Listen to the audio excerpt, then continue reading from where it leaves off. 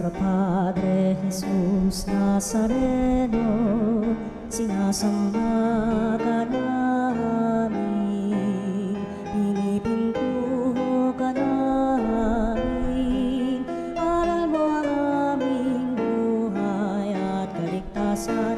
Nuestro Padre Jesus Nazareno, iligtas mo kami sa kamatayan. Ang krus mong pinamatayan ay sagisag ng aming kaligtasan. Nuestro Padre Jesus Nazareno, dinarangal ka namin. Nuestro Padre Jesus Nazareno, inulwalhati ka namin. Nuestro Padre Jesus Nazareno, inarangal ka namin. Nuestro Padre Jesus Nazareno, inulwalhati ka namin.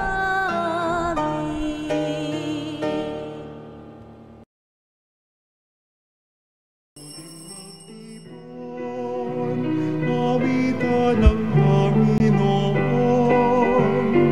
sabing sariwain, at iligtas niya sa atin.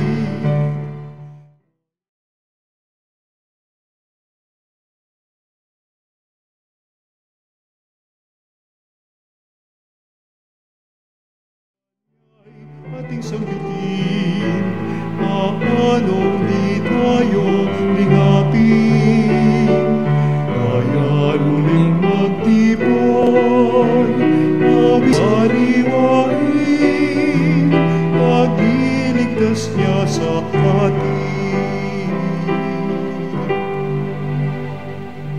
Sa ngalan ng Ama at ng Anak at ng Espiritu Santo. Amen. Ang pagpapala ng ating Panginoong Hesukristo, ang pag-ibig ng Diyos Ama, at ang pakipagkaisa ng Espiritu Santo naway sumainyong lahat. At sumayo rin. Magandang gabi po sa lahat ng mga kapanalig na ngayon po ay nakikinig sa Healing Mass dito sa Radio Veritas. Ngayon po ay ginugunita po natin si San Jeronimo, isang pari at pantas ng simbahan. Sa mga oras po na ito, iniaalay po natin ang ating banal na misang ito para sa ating mga personal na intensyon, sa ating pasasalamat sa Panginoon sa lahat ng mga biyaya na ating tinanggap sa mga nagdaang araw. At ialay din po natin ito para sa kagalingan ng ating mga karamdamang taglay. Mga kapatid, aminin natin ang ating mga kasalanan upang tayo maging marapat gumanap sa banal na pagdiriwang.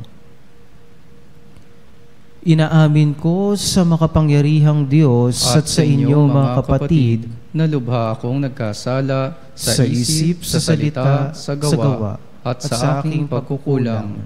Kaya'y sinasamo ko sa mahal na Birheng Maria, sa lahat ng mga anghel at mga banal, at sa inyo mga kapatid, na ako'y panalangin sa Panginoong ating Diyos. Kaawan tayo na makapangyarihang Diyos, patawarin tayo sa ating mga kasalanan at patnubayan tayo sa buhay na walang hanggan. Amen. Panginoon, kawaan mo kami. Panginoon, kaawan mo kami. Kristo, kawaan mo kami. Kristo, kaawan mo kami. Panginoon, kawaan mo kami. Panginoon, kaawan mo kami. Manalangin tayo.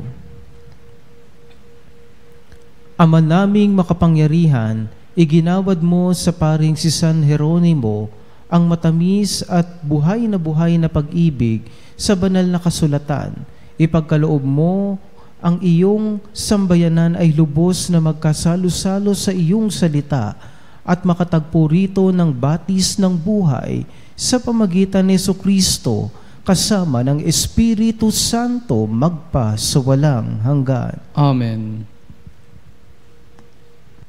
Pagbasa mula sa aklat ni Propeta Zacarias. Ito ang ipinasasabi ng Panginoon.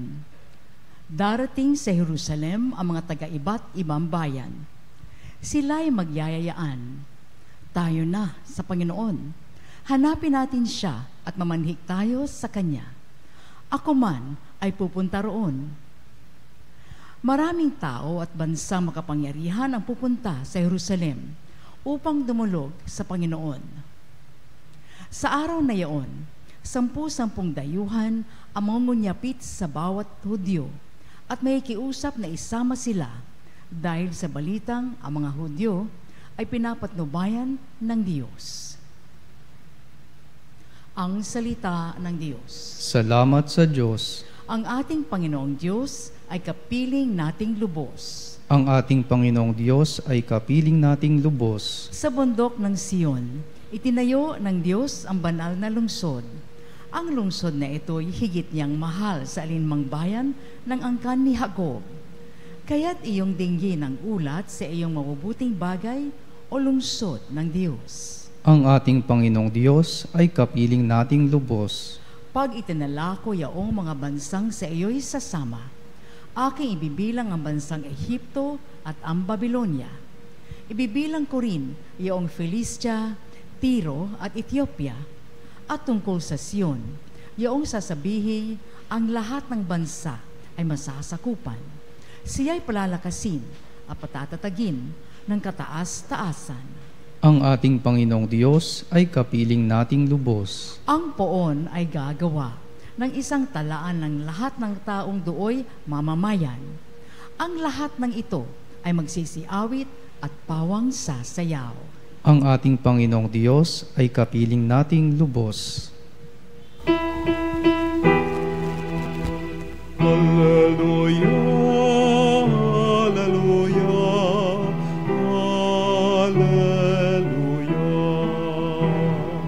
hallelujah, hallelujah, hallelujah. Anak ng tao'y dumating upang sarili ihain, lingkod manunubos natin. Aleluya, aleluya. Sumainyo ang Panginoon. At sumayo rin Ang mabuting balita ng Panginoon ayon kay San Lucas. papuri sa iyo, Panginoon. Nang nalalapit na ang panahong iaakyat si Jesus sa langit, ipinasya niyang pumunta sa Jerusalem. Sinugo niya ang ilan upang mauna sa kanya. Humayo sila at pumasok sa isang nayon sa Samaria upang ipaghanda siya ng matutuluyan. Ngunit ayaw siyang tanggapin ng mga Samaritano sapagkat siya'y patungo sa Jerusalem. Nang makita ito ni na Santiago at Juan, ay kanilang sinabi, Panginoon, payag ba kayong magpababa kami ng apoy mula sa langit upang pugnawin sila? Ngunit bumaling siya at pinagsabihan sila, Hindi ninyo alam kung anong uri ng espiritu ang sumasa inyo, sabi niya, sapagkat naparito ang anak ng tao hindi upang ipahamak ang mga tao, kundi upang iligtas sila. At nagtungo sila sa ibang nayon. Mga kapanalig, ang mabuting balita ng Panginoon. Pinupuri ka namin, Panginoong Hesukristo. Muli po, magandang gabi sa lahat ng mga kapanalig na ngayon po ay nakatutok sa Healing Mass dito sa Radio Veritas. Sa mga oras po na ito, ngayon po ay ipinagdiriwang po natin ang isa sa mga pari at pantas ng ating simbahan na si San Jeronimo. Dahil kay San Jeronimo ay nagkaroon ng translation o pagsasalin mula sa salitang Hebreo or Hebrew, ang isang Bible na isinalin sa Greek Septuagint, at mula sa Greek Septuagint, ito ay naisalin sa isang Latin Vulgate. At ito ang naging malaking ambag ni San Jeronimo kung bakit na nauunawaan natin ang mga nilalaman ng banal na kasulatan o banal na aklat, sapagkat kinasihan ng Espiritu Santo si San Jeronimo upang lubusan nating maunawaan ang orihinal na salita o pagkakasulat ng banal na Biblia. Sa mga oras po na ito, tila bagang may kakaibang karanasan si Jesus, sapagkat si Jesus ay naka-encounter na mga tao na kung saan mayroong pagkabayas dahil sila ay Hudyo. Ang mga Samaritano ay mayroong bias sa mga Hudyo, kaya ayaw nilang patuloyin, no? Sa lugar na yaon, sina Jesus kasama ang mga apostoles.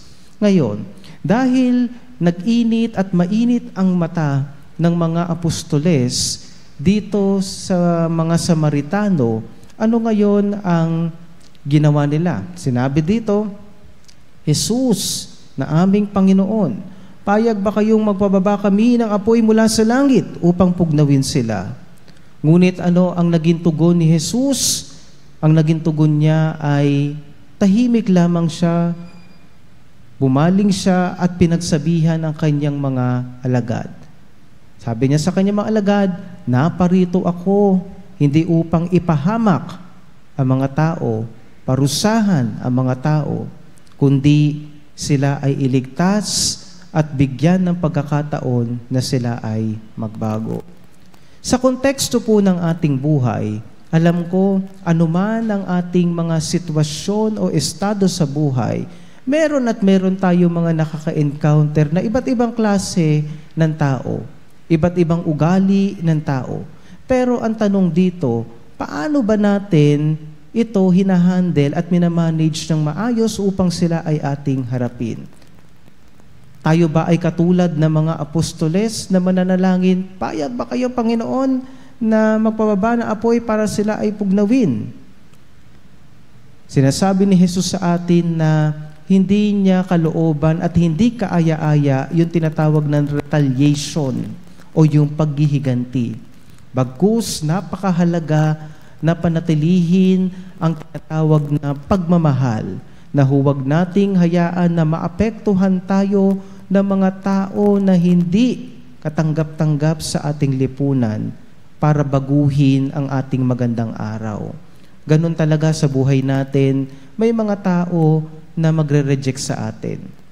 Hindi tayo nag-iisa sapagkat si Jesus mismo ay nakaranas ng rejection sa kanyang buhay at misyon. Tayo bilang mga tao, habang tayo ay naglalakbay, kahit saan tayo pumunta, pag pumunta ka sa kulungan, makikita mo ang iba't ibang klaseng kriminal na tao, nakagawa ng mga mabibigat, sapagkat sila ay nahuli, no? Sa lipunang ito kaya nakulong. Kung titignan naman natin sa mga hospital, nariyan ang mga iba't ibang klaseng tao na may mga iba't ibang karamdaman at kasakitan na nangangailangan ng kagalingan. Kahit saan tayo pumunta, hindi natin pwedeng makita na mayroong perfect na komunidad o perfect places. Nakita natin na ang Panginoon ay nakakaunawa sa atin sapagkat alam niya ang ating limitations at ang ating mga imperfections in life. Kaya nga sa buhay natin, paano ba tayo nakikitungo sa mga taong mahirap mahalin? Tayo ba ay gumaganti? Baka tayo ay hindi nakakatulog sapagkat lagi natin silang iniisip. Hindi natin sila mapatawad. No? Hindi tayo makatulog sapagkat hindi tayo nakakagawa ng isang hakbangin para makaganti sa kanila. Mga kapatid, huwag mong hayaan na mawala ang espiritu ng pag-ibig at kapayapaan na iyong tinanggap mula sa Panginoon. Tayo ay nagkaroon na ng desisyon at pagpili sa pagyakap ng tinatawag na renewal of life, pagbabago. Huwag nating hayaan na tayo ay baguhin ng ibang tao dahil lamang sa mga bagay at mga ugali na nakikita natin sa kanila. Ang dapat nating gawin ay ipanalangin natin ang mga taong ito na sila ay baguhin at magkaroon ng pagkakataon na yakapin ang oras na ibinibigay ng Diyos sa kanila para sila ay magbago. Hindi natin kailangan magbago para sa tao. Kailangan natin maglaan ng matinding pagdarasal para baguhin ang mga taong ito. Sa mga oras po na ito, isang hamon ang ibinibigay sa atin ng Diyos na maging malawak ang ating pag-ibig na maging malawak ang ating pagkahabag, na maging malawak ang ating pagpapatawad para sa mga kapwa nating nangangailangan ng pagpapatawad at pangunawa. Gayong tayo ay tumanggap ng Espiritu o kaloob mula sa Diyos, atin itong ihasik sa mga taong nangangailangan ng kalinga ng Diyos. Sapagkat tayo ang susi, tayo ang daan upang mabago natin ang mga taong ito sa tulong ng Espiritu ng Diyos. Sa mga oras po na ito, huwag nating hayaan na tayo ay magbalik sa dati nating ugali. Huwag tayong lumingon sa ating mga pinanggalingan na alam natin na binago na tayo ng Diyos, inalis na tayo ng Diyos. Ito ang panahon para tayo ay maging kasangkapan o instrumento ng Diyos para sa pagbabago ng mga tao. Upang nasa ganoon, ang salita ng Diyos ay makapangyarihan. Tandaan natin, ang salita ng Diyos ay makapangyarihan. Pag ito ay ating itinatanim at ibinabahagi sa mga tao, ito ang magpapabago sa kanila. Sa buhay po natin, pag tayo ay sumunod sa ating Panginoon, nagkaroon tayo ng buong desisyon na gusto nating iwanan ang ating mga lumang buhay, asahan natin na mayroong mga hamon na darating sa ating buhay. The moment na tayo ay nagsasalita, nagpapahayag ng katotohanan, maraming mga tao ang magagalit sa atin. No? Merong tinatawag na pagkakaiba ang mundo at ang kalooban ng Diyos, ang kalangitan. No? Tayong mga namumuhay ayon sa salita ng Diyos, no? Sa mga salita na nakasulat dito sa Biblia, habang tayo ay nagkakaroon ng tinatawag na pagpupumilit na maisabuhay natin ang salita ng Diyos sa ating buhay, tandaan natin, God is always with us. Kaya lang, may mga hamon talaga ang Diyos. Sa buhay natin, walang perpekto. Brothers and sisters, hindi mo kailangan maghanap ng perpektong komunidad o lugar. Kahit saan ka pumunta, meron mga imperfections. Nasaan ngayon ang perfect? Nasaan ngayon ang mga banal? Nandoon sa kalangitan. Kaya nga dito sa lupa, tayo ay tinuturuan ng Diyos na tayo ay mamuhay ayon sa kanyang pag-ibig na kanyang itinuro at isinabuhay ayon sa mga nakasulat sa banal na Bibliyang ito. Amen.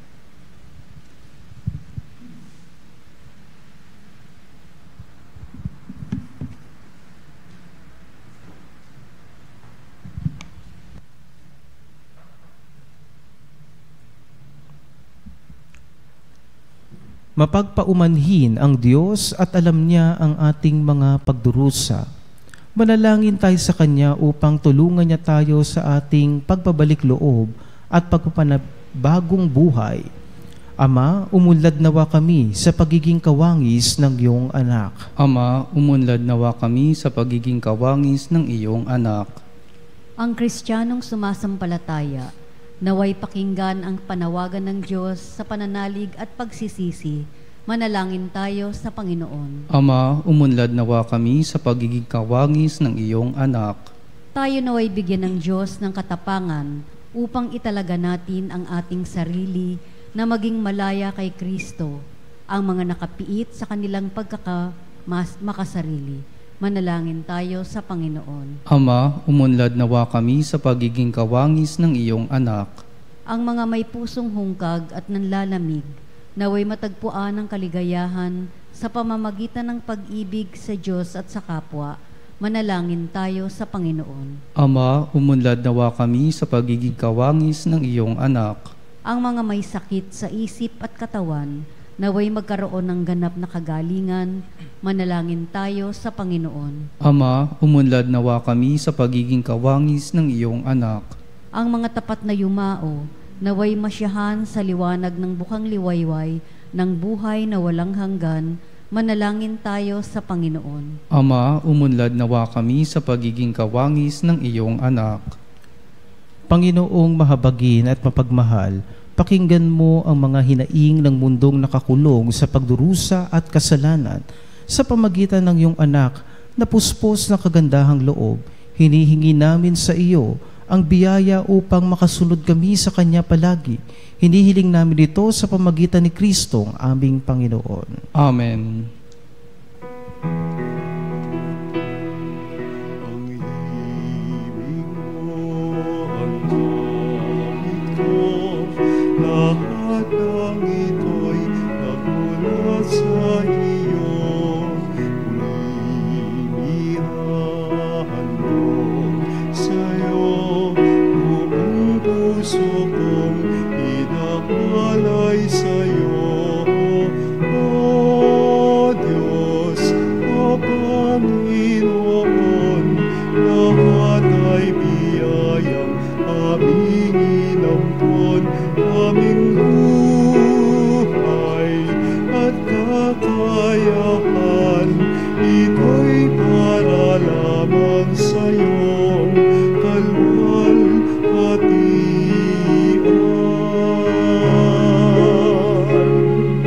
Ito'y para lamang sa'yong kalwalhatian.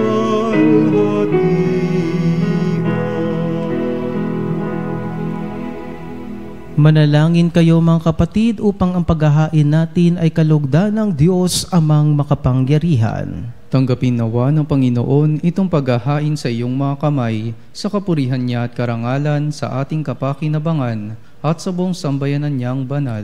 Ama naming lumikha, ipagkaloob mong sa pagsasaloob namin sa iyong salita, alinsunod sa ipinamalas ni San Jeronimong halimbawa, kami naway masiglang makapaghain ng ikinalulugod mong handog para sa kaligtasan namin sa pamagitan ni Jesucristo, kasama ng Espiritu Santo, magpa sa walang hanggan. Amen. Sumainyo ang Panginoon. At sumayo rin. Itaas sa Diyos ang inyong puso at diwa. Itinaas na namin sa Panginoon. Pasalamatan natin ang Panginoong ating Diyos. Marapat na siya ay pasalamatan. Ama naming makapangyarihan, tunay ngang marapat na ikaw ay aming pasalamatan sa pamagitan ni Jesucristo na aming Panginoon. Ngayong si San Jeronimo ay pinararangalan sa pamumuhay niyang totoong uliran at pagiging maasahan sa panunungkulan, kaya't si Jesucristo na maasahan sa katapatan ay inihahayag sa pangangasiwa sa sambayanan. Ang malasakit na mga ulirang tagapangasiwa noon ay nagpapatuloy magpahanggang ngayon sa mga panalaging kanilang iniuukol, kaisa ng sambayanan mong dito'y nagtitipon. Kaya kaisa na maanghel na nagsisiawit ng papuri sa iyo nang walang humpay sa kalangitan, kami nagbubunyi sa iyong kadakilaan.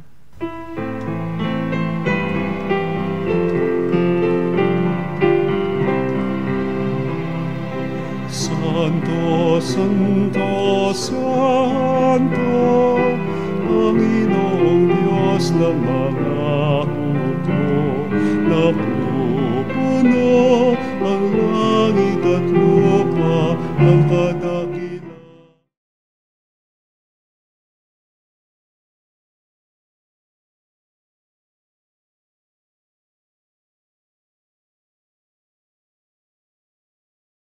Paririto sa ngalan ng Panginoon. Hosana, Hosana sa kaitaasan.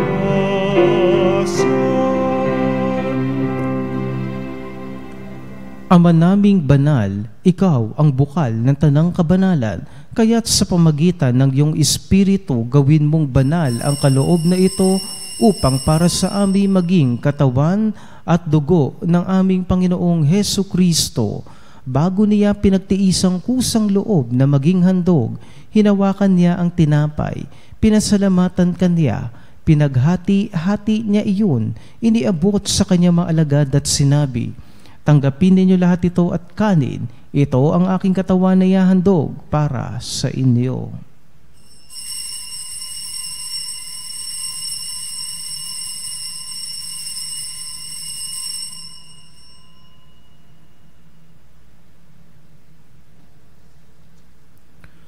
Gayon din naman, noong matapos ang hapunan, hinawakan niya ang kalis, muli kanyang pinasalamatan, iniabot niyang kalis sa kanyang mga alagad at sinabi, "Tanggapin ninyo lahat ito at inumin.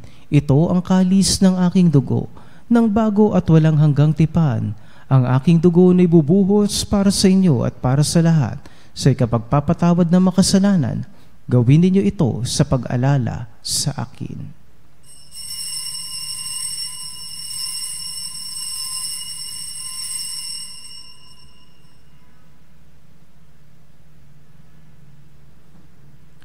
Ipagmunyi natin ang misteryo ng pananampalataya.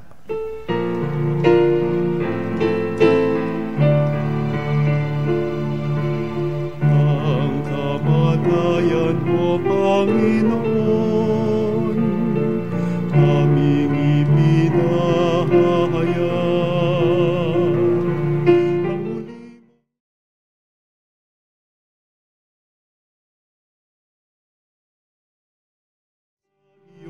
Pagbabalik hanggang sa iyong pagbabalik. Ama, ginagawa namin ngayon ang pag-alala sa pagkamatay at muling pagkabuhay ng iyong anak. Kaya tinialay namin sa iyo ang tinapay na nagbibigay buhay at ang kalis na nagkakaloob ng kaligtasan. Kami nagpapasalamat dahil kami iyong minarapat na tumayo sa harap mo para maglingkod sa iyo.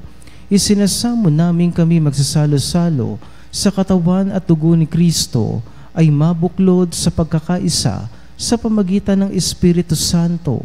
Ama, lingapin mo ang iyong simbahang laganap sa buong daigdig. Puspusin mo kami sa pag-ibig, kaisa ni Leon na aming Papa at ni Elias na aming obispo at ng tanang kaparian. Alalahanin mo rin ang mga kapatid naming nahimlay nang may pag-asang sila'y muling mabubuhay, gayon din ang lahat ng mga pumanaw. Kaawan mo sila at patuloyin sa iyong kaliwanagan.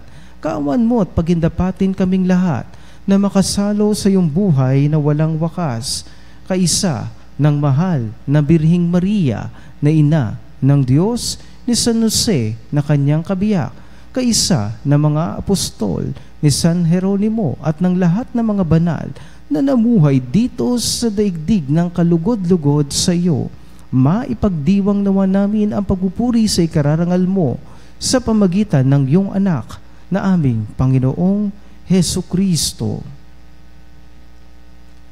Sa pamagitan ni Kristo, kasama niya at sa Kanya, ang lahat ng parangal at papuri ay sa iyo, Diyos, amang makapangyarihan, kasama ng Espiritu Santo, magpa sa walang hanggan.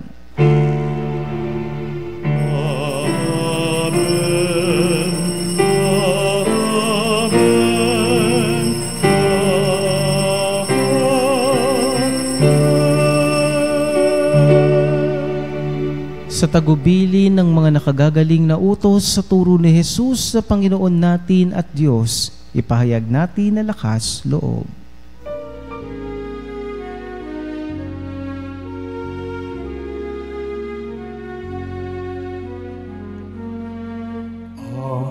Namin sumasalangit ka, sambahin ang ngalan mo.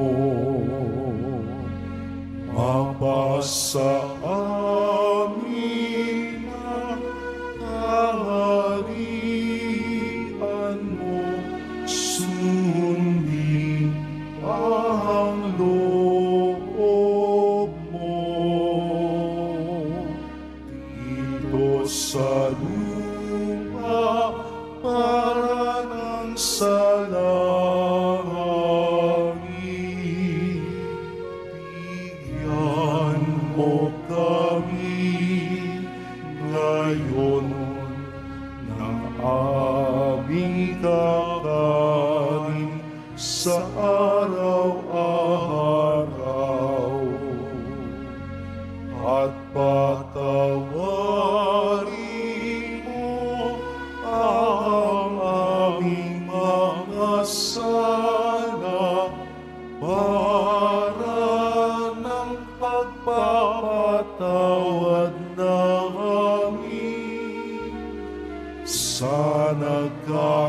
sana sa amin, at huwag mo kami pahintulot sa tukso, at iadya mo kami sa lahat ng masama.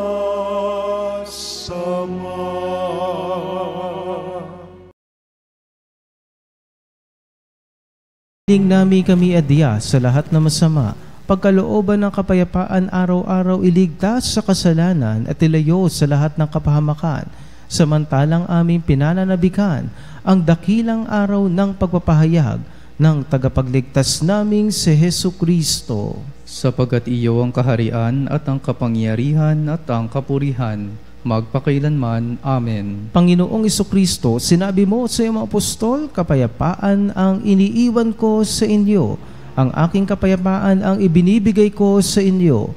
Tunghayan mo ang aming pananampalataya at huwag ang aming pagkakasala. Pagkalooban mo kami ng kapayapaan at pagkakaisa, ayon sa iyong kalooban, kasama ng Espiritu Santo magpa sa walang hanggan. Amen. Ang kapayapaan ng Panginoon ay laging sumainyo. At sumayo rin. Magbigayan kayo ng kapayapaan sa isa't isa. Or kapayapaan. Cordero ng Diyos, na nag-alis ng mga kasalanan ng sanlibutan, maawa ka sa amin. Cordero ng Diyos, libutan, maawa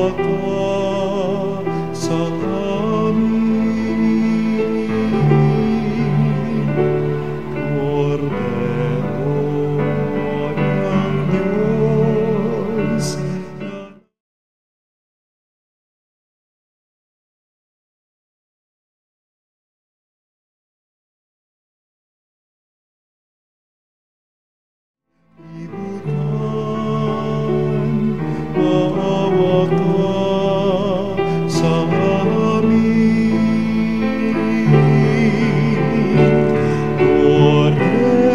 Cordero ng Diyos, na nag-alis ng mga kasalanan ng sanlibutan, ipagkaloob mo sa amin ang kapayapaan.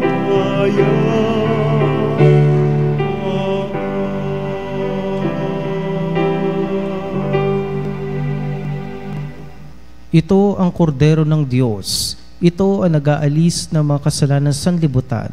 Mapalad ang mga inaanyayahan sa kanyang piging. Panginoon, hindi ako karapat-dapat na magpatuloy sa iyo, ngunit sa isang salita mo lamang ay gagaling na ako.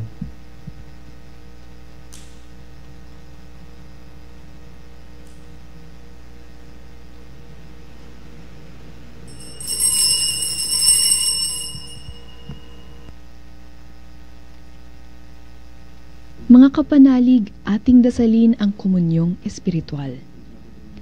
O Jesus, nananalig ako sa pananahan mo sa kabanal-banalang sakramento. Minamahal kita higit sa lahat at hangad ka ng aking kaluluwa. Hindi ko man matatanggap ngayon ang iyong katawan at dugo, inaasahan ko na patuloy kang mamumuhay sa aking puso. Naniniwala ako na narito ka at kaisa ka ng aking buong pagkatao. Huwag mong ipahintulot na mawalay ako sa iyo. Amen. Panalangin sa karangalan ng Nuestro Padre Jesus Nazareno.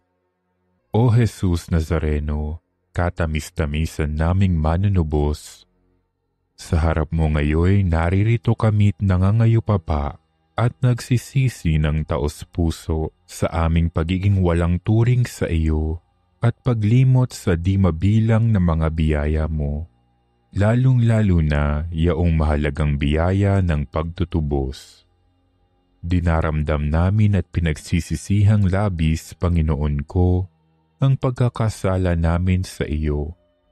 Ikinalulungkot namin ang pagiging dahilan ng pagpapasan mo ng krus na iyan sa gitna ng mga hirap at kapaitan, hanggang sa inihandog mo ang iyong buhay sa bundok ng Kalbaryo, sa pagkaibig mo lamang na matubos kami at ang sangkatauhan mula sa sala.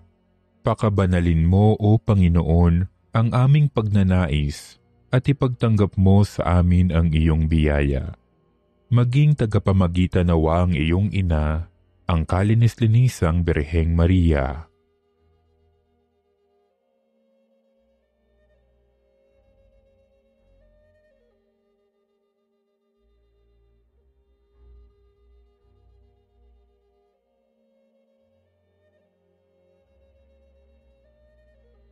Ama naming makapangyarihan, niloob mong akuin ang iyong anak, ang krus at kamatayan, upang ang sangkatauhan ay matubos at mabuhay. Ang pag-ako namin sa krus at kamatayan dito sa lupa, ayon sa diwa ng pagsunod sa iyong loob, na ginanap ng iyong anak, ay magpagindapat nawa naming kamtin ang lubos na katubusan at pagkabuhay sa iyong piling, sa pamamagitan ni Hesukristo, kasama ng Espiritu Santo, magpasawalang hanggan. Amen. Nuestro Padre Jesus Nazareno, Panginoon namin at Diyos, kaawaan mo kami. Manalangin tayo.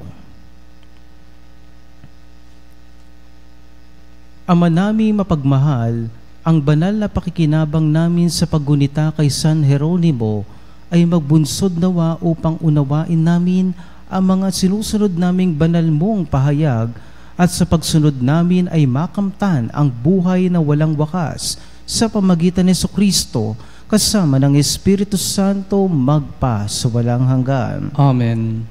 Panalangin para sa may sakit.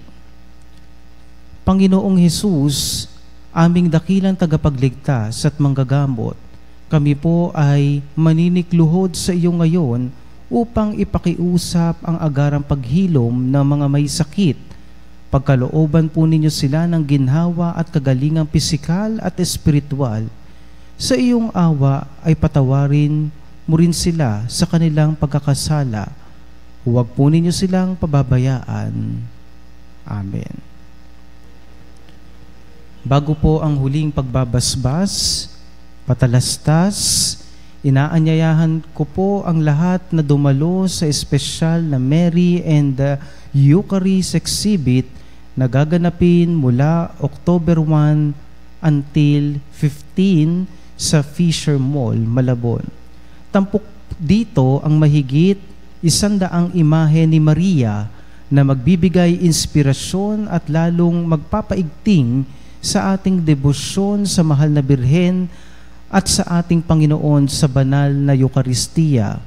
Halina at sama-sama nating damhin ang biyaya ng presensya ni Kristo sa Eucharistia kasama ang pagmamahal at paggabay ng ating ina, ang mahal na Birheng Maria. Maraming salamat po. Sumainyo ang Panginoon At sumayo rin. at pagpalain kayo na makapangyarihang Diyos Ama, Anak at Espiritu Santo. Amen. Tapos na ang banal na misa, humayo kayong taglay ang pag-ibig at pagpapala ni Kristo. Salamat sa Diyos. Magandang gabi po mga kapanalig.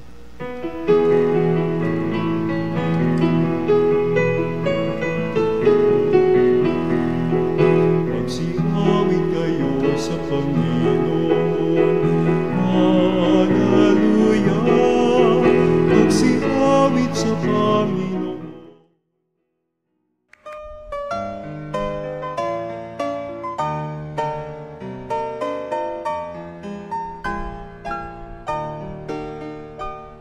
Nuestro Padre Jesus Nazareno, sinasamba ka namin, pinipintuho ka namin, aral mo ang aming buhay at kaligtasan.